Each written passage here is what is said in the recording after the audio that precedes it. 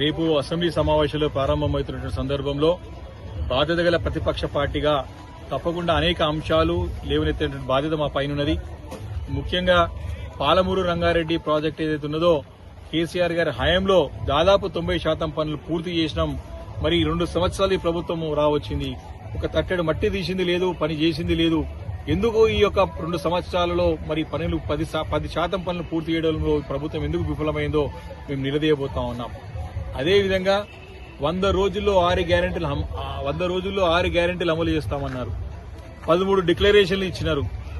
అదేవిధంగా 420 హామీలు ఇచ్చినారు. ఈ అన్ని అంశాలపైన నిలదీయబోతా ఉన్నాం.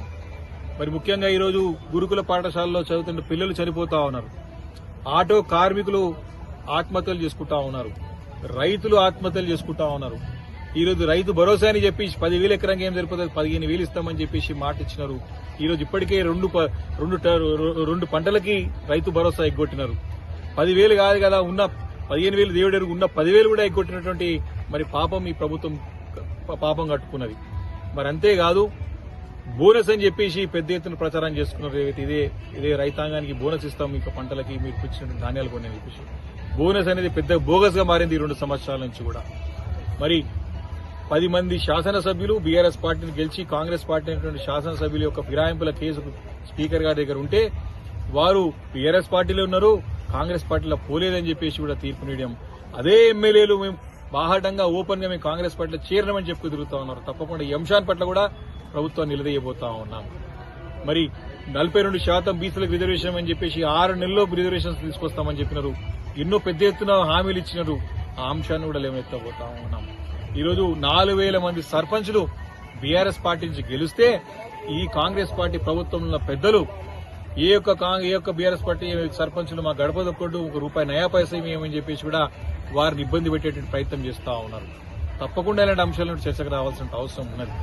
ఎంపీటీసీ జెడ్పీటీసీ ఎలక్షన్స్ ఎప్పుడు పెడతాడో అనే క్లారిటీ లేదు. అదేవిధంగా ఇంత పెద్ద గ్రేట్ హైదరాబాద్ విశాలమైనటువంటి కార్పొరేషన్ లో 22 మున్సిపాలిటీలను ఇలాంటి చర్చ లేకుండా ఆర్డినెన్స్ ద్వారా తీసుకొచ్చి 22 మున్సిపాలిటీలని ఆదాయం కోసం, సొంత ధనార్జన కోసం తప్పుడు దోవలో అశాస్త్రీయ పద్ధతిలో విలీనం చేయడం కూడా ఖచ్చితంగా ప్రభుత్వాన్ని ఎండగొట్టబోతున్నాం.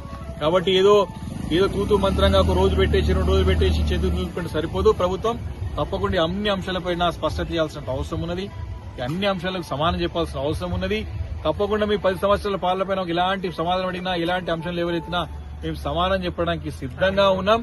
కానీ మాకు గొంతులకే విధంగా మైకులు కట్ చేసి మరి ప్రభావితం చేసి చేస్తామంటే మాత్రం ఊరుకునే ప్రసక్తే లేదని చెప్పి సందర్భంగా మనవి చేసుకుంటూ డెఫినెట్ గా మొన్న మా కేసీఆర్ గారి పెట్టిన ప్రెస్ మీట్ కే తట్టుకోలేక దడరలాడిపోయి ఉనికిపోయి మరి ఏ రకంగా మాట్లాడినారో ఫ్రస్ట్రేషన్ లో చూసిన ముఖ్యమంత్రి గారు వారి మంత్రులందరూ కూడా.